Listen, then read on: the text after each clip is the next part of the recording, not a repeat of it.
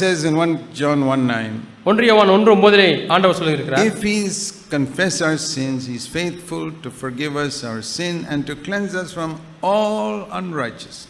நம்முடைய பாவங்களை நாம் அறிக்கையிட்டால் பாவங்களை நமக்கு மன்னித்து எல்லா அநியாயத்தையும் நீக்கி நம்மை சுத்திகரிப்பதற்கு அவர் உண்மையும் நீதியும் உள்ளவராய் இருக்கிறார் என்று 1 யோவான் 1:9 வாசிக்கிறோம். He is faithful and righteous. அவர் நீதியும் உண்மையும் உள்ளவராய் இருக்கிறார். Remember that. இதை ஞாபகத்தில் வைத்துக் கொள்ளுங்கள். Why does he put that word there? He is faithful and righteous. அவர் உண்மையும் நீதியும் உள்ளவராய் இருக்கிறார் என்று ஏன் இங்கே எழுதி வைத்திருக்கிறார்? Because when Jesus died on the cross, ஏனென்றால் இயேசு சிலுவையிலே மரிக்கும் பொழுது he was paying a debt. அவர் ஒரு கடனை அங்கே செலுத்துகிறார். For your sin and mine. உன்னுடைய பாவத்துக்காகவும் என்னுடைய பாவத்துக்காகவும் ஒரு கடனை அவர் திரும்பி செலுத்துகிறார். Supposing you owe somebody some money. நீங்கள் யாரோ ஒருவருக்கு கடன் பட்டிருக்கிறீர்கள் பணம். And without your knowledge, உங்களுக்கு தெரியாமலேயே friend of yours goes and pays that 10,000 rupees to that man. உங்களுடைய சிநேகிதன் நீங்கள் பட்ட கடன் 10,000 ரூபாயை போய் அந்த மனிதரிடத்திலே செலுத்தி விடுகிறார். Without telling you. உனக்கு சொல்லுவதில்லை. Now if that man is righteous, he will not ask you for that money again. அந்த மனிதன் நீதியுள்ளவனாய் இருந்தால் மீதுமாய் உங்களிடத்திலே வந்து எனக்கு கொடுக்க வேண்டிய பணத்தை கொடுப்பா என்று கேட்க மாட்டான். Because he's already been paid. ஏனால் ஏற்கனவே அந்த தொகை செலுத்தப்பட்டு விட்டது. If he is a crooked man, அவன் ஒரு ஏமாற்றுக்காரனாய் இருந்தால், and he knows that you don't know that your friend has paid that debt, உன்னுடைய நண்பன் அந்த பணத்தை கொடுத்து கடனை அடைத்து விட்டான் என்று உனக்கு தெரியாது என்று அவனுக்கு தெரிந்தால், then he will come and ask you. உன்கிட்ட வந்து கேட்பான். But if he is a righteous man, ஆனால் அவன் ஒரு நீதியுள்ளவனாய் இருந்தால், even though you don't know, உனக்கு தெரியவில்லையா, இது உனக்கு தெரியாமல் இருந்தாலும் கூட, he will not come to you. அவன் வந்து பணத்தை கேட்க மாட்டான். That's the meaning of righteous. இதுதான் நீதி என்பதனுடைய பொருள். So when it says God is righteous, ஆகவே தேவன் நீதியுள்ளவர் என்று சொன்னால், he cannot ask me to pay a debt a second time. இரண்டாவது முறை பட்ட கடனை செலுத்த வேண்டும் என்று சொல்லி அவர் ஒரு காலம் கேட்கவே மாட்டார். My sin is a debt. என்னுடைய பாவம் ஒரு கடன். But that debt was paid by Jesus Christ. ஆனால் அந்த கடன் இயேசு கிறிஸ்துவினாலே சிலுவையிலே செலுத்தப்பட்டு விட்டது. God knows that. தேவன் அதை அறிந்திருக்கிறார். But there is only one condition for that forgiveness. ஆனால் அந்த மன்னிப்பை பெற்றுக்கொள்வதற்கு ஒரே ஒரு நிபந்தனை. I must confess my sin. என்னுடைய பாவத்தை நான் அறிக்கை செய்ய வேண்டும். If I say, but Barnabas was also to blame, ஆனால் பர்னபாசும் தான் தவறு செய்தார் என்று சொல்லி நான் சொல்வேன். ஆனால் somebody else is to blame, என்னுடைய பாவத்துக்கு இவரும் காரணம் என்று சொல்வேன். ஆனால் my wife, my husband, my neighbor, my mother-in-law also is at fault, not only me. என்னுடைய கணவன், என்னுடைய மனைவி, என்னுடைய பக்கத்து வீட்டுக்காரர், என்னுடைய மாமனார் மாமியார் என்று சொன்னால், then your sin will still be there. உங்களுடைய பாவம் அங்கேயே தான் இருக்கும். Because you are not confessing your sin. என்றால் நீ உன்னுடைய பாவத்தை அறிக்கை செய்வதில்லை. You are confessing somebody else's sin. நீ வேறொருடைய பாவத்தை அறிக்கை செய்கிறாய். You are confessing Barnabas's sin. நீ பர்னபாவுடைய பாவத்தை அறிக்கை செய்கிறாய். You are confessing your mother-in-law's sin. உன்னுடைய மாமியாருடைய பாவத்தை அறிக்கை செய்கிறாய். You are confessing your husband's wife's sin. உன்னுடைய கணவனுடைய பாவத்தை, உன்னுடைய மனைவியுடைய பாவத்தை அறிக்கை செய்கிறாய். I have one advice for all of you. உங்கள் எல்லாருக்கும் நான் சொல்ல வேண்டிய ஒரு ஆலோசனை, புத்திமதி உண்டு. Stop confessing other people's sins. மற்ற மக்களுடைய பாவத்தை அறிக்கை செய்வதை நிறுத்தி விடுங்கள். Is that very difficult? அது கஷ்டமா? We all have this habit. நாம் எல்லாருக்கும் இந்த பழக்கவழக்கம் இருக்கிறது.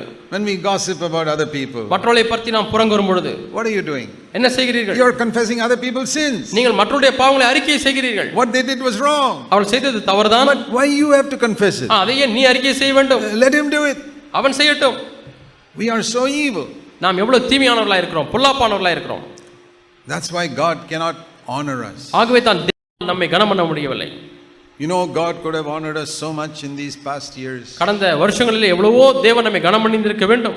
He could have made you such a godly man, such a godly woman. மிகுந்த தேவபக்தி உள்ள சகோதரனாக ஒரு ஸ்திரீயாக மாற்றியிருக்க வேண்டும். That your one life could have blessed thousands of people. உன்னுடைய ஒரு வாழ்க்கை ஆயிரக்கணக்கான மக்களை ஆசீர்வதித்திருக்க வேண்டும். But you are not honoring him. ஆனால் நீ தேவனை கனம் பண்ணுவதில்லை. You are still confessing other people's sin. இன்னுமாய் நீ மற்றவருடைய பாவத்தை அறிக்கை செய்து கொண்டிருக்கிறாய். Stop it from today. இன்றிலிருந்து நிறுத்தி விடு. Honor God. தேவனை கனம் பண்ணு. Say, Lord, ஆண்டவரே, I am at fault. நான் தான் தவறு. That's what the thief on the cross said. இதைத்தான் அந்த சிலுவையிலே தொங்கிக் கொண்டிருந்த கள்ளன் சொன்னான். Lord, ஆண்டவரே, I am guilty. நான் குற்றவாளி. It's not because my parents brought me up badly. என்னுடைய பெற்றோர் என்னை மோசமாக வளர்த்தபடினாலே அல்ல. It's not because my friends led me astray. என்னுடைய நண்பர்கள் என்னை வழிவிலக செய்து விட்டார்கள் என்பதனால அல்ல. It's not because the judge or the policeman had something against me.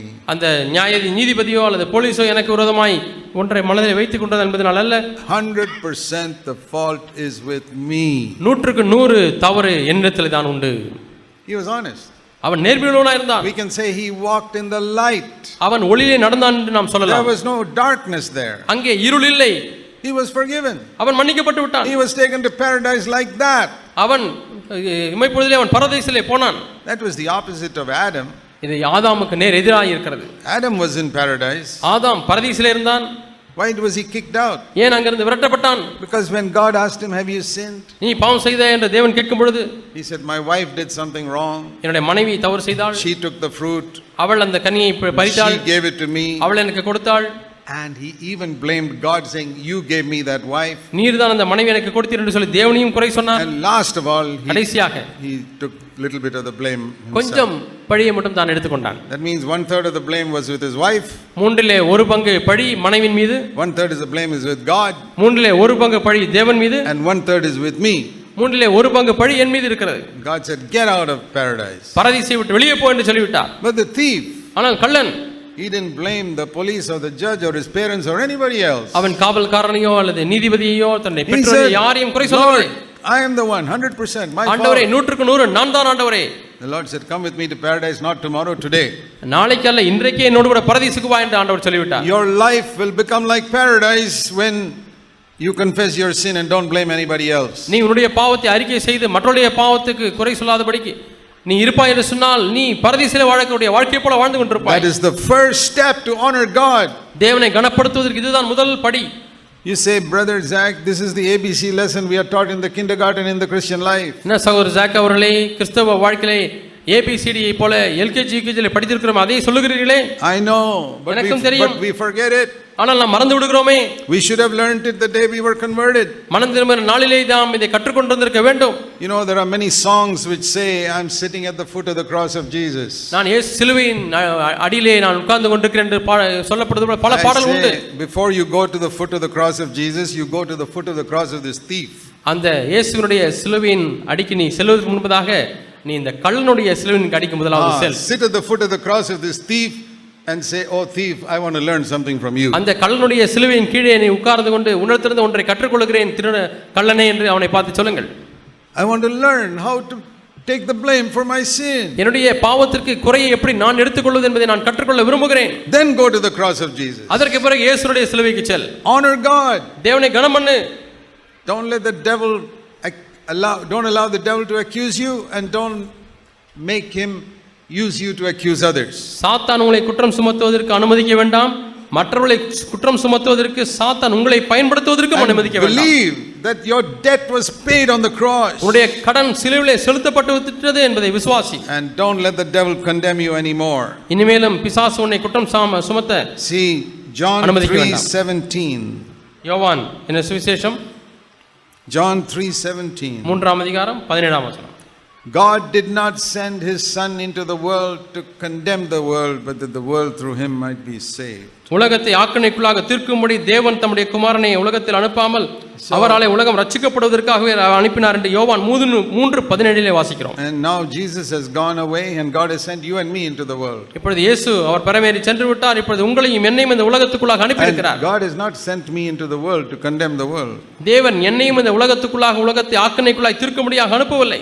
God has not sent me into any pulpit or any church to condemn people. எந்த ஒரு சபைக்கோ எந்த ஒரு பிரசங்க மேடைக்கோ ஜனங்களை ஆக்கினைக்குள்ளாக தீர்க்கும்படியாக தேவன் என்னை அனுப்பவில்லை. All of you who preach God's word, let me urge you, don't condemn people.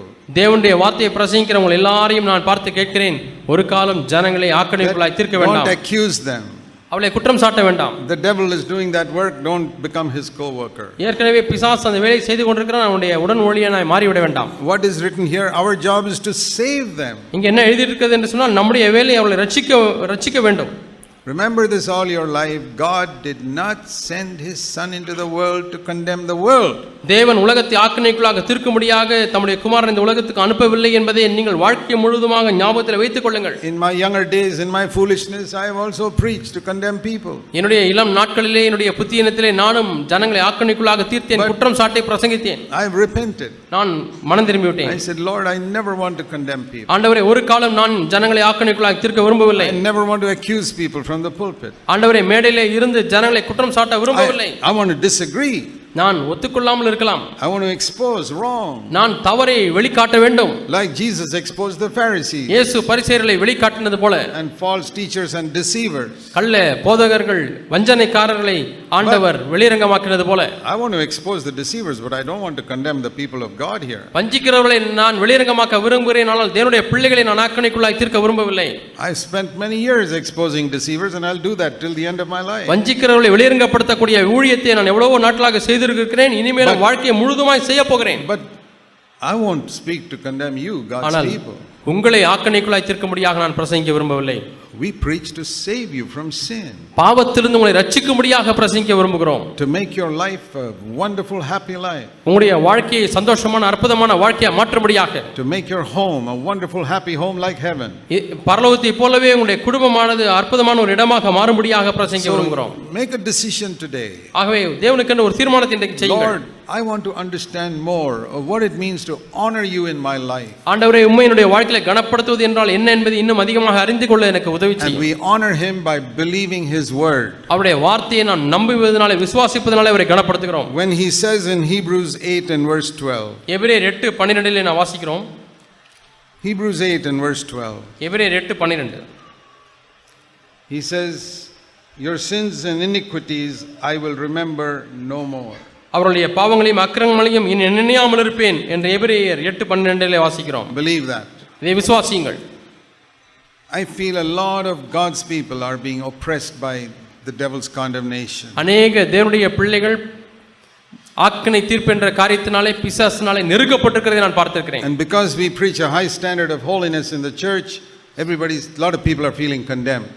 பரிசுத்தத்தினுடைய உயர்ந்த தரத்தை நாம் சபையிலே பிரசங்கிக்கிற அப்படினாலே அநேக விசுவாசிகள் அவர்கள் ஆக்கினை தீர்ப்படைந்தது போல உணர்கிறார்கள். We must still preach the highest standard of holiness. இன்னுமாய் நாம் தொடர்ந்து அந்த பரிசுத்தத்தின் உன்னத தரத்தையே நாம் பிரசங்கிக்க வேண்டும். Never getting angry. ஒரு காலம் கோபப்படக்கூடாது. Never lusting after women with எந்த our ஸ்திரீயும் eyes. நம்முடைய கண்களால் இச்சிக்க கூடாது. Never telling lies. பொய் சொல்லக்கூடாது. Never hating anybody. யாரையும் வெறுக்காமல் இருப்பது. Loving all our enemies. நம்முடைய எல்லா சத்துருக்களையும் சிநேகிப்பது. Blessing all those who curse us. நம்மை சபிக்கிறவர்களை ஆசீர்வதிப்பது. Never seeking honor from men for anything. எந்த ஒரு காரியத்திற்கும் மனிதனிடத்திலிருந்து கனத்தை தேடாமல் இருப்பது. Doing all our works for God in secret. நம்முடைய வேலைகள் எல்லாம் தேவனுக்கு அந்தரங்கத்திலே செய்வது. Earning money but not loving money. பணத்தை சம்பாதிப்பது ஆனால் அதே சமயத்தில் பணத்தை நேசிக்காமல் இருப்பது. That's the standard we preach. இந்த தரத்தை தான் நாம் பிரசங்கிக்கிறோம். But we are not going to be condemned if we made some mistake or failure. ஆனால் வீழ்ச்சிகள் வரும் பொழுது அல்ல தவறுகளை செய்யும் பொழுது நாம் மாக்கணைக்குள்ளாய் நாம் தீர்ப்பதில்லை. We're going to confess it immediately. உடனடியாக நாம் அதை அறிக்கை செய்வோம். It's like taking a thorn that got into your foot. காலிலே முள் குத்தி விட்டது என்று சொன்னால் அதை எடுப்பது போல. How long do you take to take it out? அதை எடுப்பதற்கு எவ்வளவு நேரம் காத்திருக்க வேண்டும்? Immediate. உடனடியாக. If a mosquito sits on your hand, ஒரு கொசு உங்கள் கையிலே உட்காரும் பொழுது how long do you take to wipe it off? நீங்கள் அதை அடிப்பதற்கு அல்லது விரட்டுவதற்கு எவ்வளவு நேரம் எடுத்துக்கொள்வீர்கள்? Like that we must confess sin. அதே போல நம்முடைய பாவத்தை நாம் அறிக்கை செய்ய As வேண்டும். soon as I am aware I did something wrong. நான் தவறு செய்து விட்டேன் என்ற மாத்திரத்திலே உணர்ந்து கொண்ட உடனே I'm sorry. ஆண்டவரே நான் மன்னித்து And விடுங்கள். if you hurt somebody, யாரையாவது மனம் புண்படுத்தி விட்டீர்கள், go to that person. அந்த நபரிடத்திலே போங்கள்.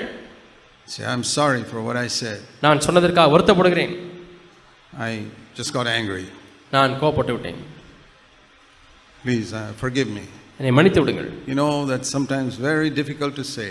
சில சமயத்திலே இப்படி கேட்பது மிகவும் கடினமாக இருக்கிறது. Have you asked forgiveness from your husband and wife? கணவனிடத்திலோ மனைவியிடத்திலோ மன்னிப்பு கேட்டிருக்கிறீர்களா? It's very difficult. மிகவும் கஷ்டம். It's easier to ask from a stranger. அந்நியனிடத்திலே மன்னிப்பு கேட்பது எளிது. Because we are so proud. ஏனென்றால் நீ அவ்வளவு பெருமையாக இருக்கிறாய். Dear brothers and sisters, அருமையான சகோதர சகோதரி, God gives grace to the humble. தேவன் தாழ்மையுள்ளவர்களுக்கு கிருபை அளிக்கிறார். The reason you don't get grace is because you're proud. உங்களுக்கு பெருமை, நீங்கள் கிருபை கிடைக்காமல் இருப்பது ஏனென்று சொன்னால் நீங்கள் பெருமையாக இருக்கிறீர்கள். The reason we don't get victory over sin பாவத்தின் மேலே ஜெயம் கிடைக்காமல் இருப்பதற்கு காரணம் is because we are proud. நாம் பெருமையாக இருக்கிறோம்.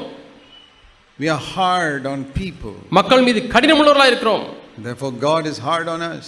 ஆகவே தேவனும் நம் மீது கடினமுள்ளவராக இருக்கிறார். That means he doesn't give us grace. அப்படியானால் நமக்கு கிருபை அவர் கொடுப்பதில்லை. Do you want God to be good to you? தேவன் உங்களுக்கு நல்லவராக இருக்க வேண்டும் என்று விரும்புகிறீர்களா? Be good to other people. மற்ற மக்களுக்கு நீங்கள் நல்லவர்களாக இருங்கள். Do you want God to forgive you?